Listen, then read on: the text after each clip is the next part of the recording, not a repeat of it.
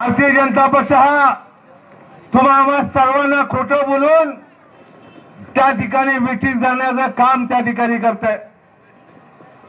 आपण सगळा जर इतिहास पाहिला 2014 पासून,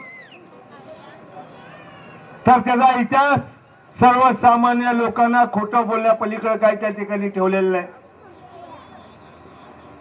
ज्यांच्या हाताला धरून हे भारतीय जनता पक्ष शिवसेनेला धरून त्या ठिकाणी कैलासवासी बाळासाहेब ठाकरेंच्या माध्यमातून त्या ठिकाणी या राज्यामध्ये मोठा झाला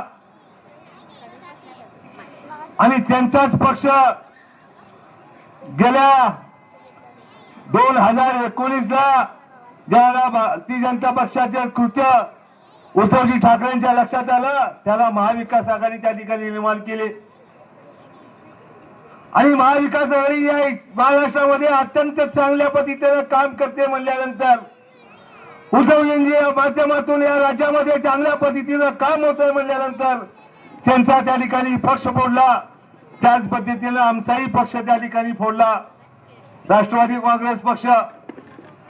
आणि अशा लोकांच्या प्रवृत्तीला आपण सगळेजण पुन्हा फसणार नाही ही परिस्थिती त्या ठिकाणी निर्माण करून देण्याचे काम, जबाबदारी आम्ही या ठिकाणी प्रामुख्याने त्या ठिकाणी घेतलेली आहे।